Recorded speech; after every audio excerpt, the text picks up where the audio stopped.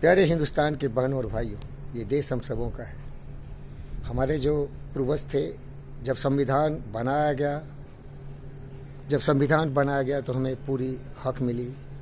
नरेंद्र मोदी चाय बेचते बेचते प्रधानमंत्री बन गए और कोविंद एक गरीब घर किसान का बेटा आज यहाँ का राष्ट्रपति बना है। इसीलिए हम सबों को बराबर का हक है। लेकिन जब हम किसी को चुन के नरेंद्र मोदी की तरह सत्ता में बैठाते हैं तो पूरी शक्ति और ताकत उसके हाथ में आ जाती है। उसकी जिम्मेदारी होती है कि तख्ता के लोभ में और सत्ता के लोभ में रह के न्याय के प्रति बिल्कुल निष्ठा से काम करना चाहिए। मैं आपको इसीलिए बोल रहा हूँ कि अर्नब गोस्वामी के साथ जो दुर्दशा हुई है वो पूरे देश के लिए एक चुनौती है, कलंक है। हमारे पास सेनाएं हैं, हमारे पास पुलिस पर तो भरोसा नहीं है भाई। ये साले पहले ही से दो कौड़ी में बिकने वाले हैं। पुलिस पर तो हम बहुत भरोसा करते हैं क्योंकि वो हमारा लॉ एंड ऑर्डर मेंटेन करता है। लेकिन पुलिस जितने करप्ट है, किरण बेदी के बराबर बहुत कम लोग देखे गए हैं। हो सकता है हमारे महान देश के भक्त ऐसे पुलिस ऑफिसर हो। मैं गुजारिश करता हूं अपने पुलिस फौजों से कि आप चित्रवान बनिए। किरण देवी हमारी मिसाल हैं, उनके पद पर चलिए। इंदिरा गांधी के कार को भी उन्होंने जब रॉन्ग पार्किंग किया था उठा के फेंक दिया था। नरेंद्र मोदी की बात मत सुनो, पुलिस फोर्सेस कॉन्स्टिट्यूशन की बात सुनो।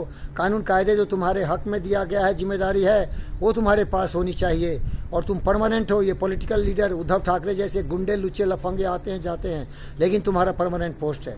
लेकिन जो महाराष्ट्र में देख रहा हूँ पुलिस फोर्सेस, क्या तो परमवीर सिंह हो या उसका चमचा, उसका गुंडा, उसके अंदर काम करने वाला डरपोक चोर साला बदमाश शैतान की औलाद, जो हमारा एक सचिन है जो सर क्रिमिनल है, मारता है लोगों को, अर्नब गोस्वामी को इतना पीटा है, इन पर क्या भरोसा किया जा सकता है।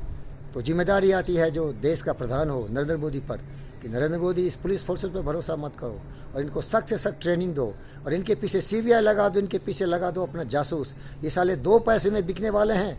अरे पुलिस पर तो बहुत भरोसा है। मेरे ऐसे ऐसे दोस्त हैं जो कि हमेशा सुरक्षा। देखिए जंगल में रहता हूँ मैं, आजा आजा मार डाले हमको, जंगल में रहता हूँ। लेकिन याद रखना, मैं भगत सिंह, सुभाष चंद्र बोस, चंद्रशेखर आज़ाद हूँ। मैं आवाज़ बुलंद करूँगा। मैं अर्नब गोस्वामी से भी खतरनाक बात करूँगा। देश के लिए, देश हित में। सत्ता का लोभ नहीं है मैं, सत्ता का लोभ नहीं है मैं। हमें लोभ है हमारे देश के जितने भी बहनों भाई हैं उनकी रक्षा का, उनके सम्मान और मान का। अर्नब गोस्वामी का अगर मान सम्मान इस तरह से भ्रष्ट करता है, वहाँ का उद्धव ठाकरे का गुंडा, कुत्ते बिकने वाले कमीने, तो हमारी रक्षा कौन करेगा। अरे अकेले लड़ूंगा, आ गुंडे, चैलेंज कर रहा हूं। शैतान की औलाद, जुरूर बेच दिया, कलेक्टर बेच दिया, कुत्ते बिक गए। अरे सत्य के न्याय पर चलो। ये हिंदुस्तान सत्य के न्याय पर चलता है। सत्यमेव जयते। कुछ भी हो, हमारा जो कॉन्स्टिट्यूशन है उसमें सबों का बराबर का हक है। लेकिन ये लोग मैनिपुलेट करते हैं। क्या डाउट है क्या अर्नब गोस्वामी के साथ क्या कोई सबूत है कि उन्हें गुंडा है? वो क्या बॉम्बे अटैक में शामिल था? वो क्या पुलवामा अटैक में शामिल था? उसको प्रताड़ित किया जा रहा है, कानून कायदे पे जकड़ने की कोशिश किया जा रहा है तो सच बोलता है। अरे अर्नब का बड़ा भाई हूं मैं, अर्नब का बड़ा भाई हूं मैं बर्नर हूं, जलने के लिए तैयार हूं। याद रख, सबर कर, जागो भ्रष्टाचारियों, देशद्रोहियों, तुम्हारे समय लद गए।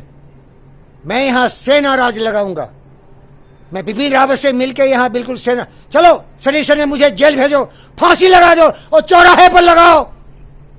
अर्नब गोस्वामी तो घर में जाके मारा, मुझे लाल किला पर चढ़ा के जहां तुम झंडा फहराता है वहां फांसी लगाओ।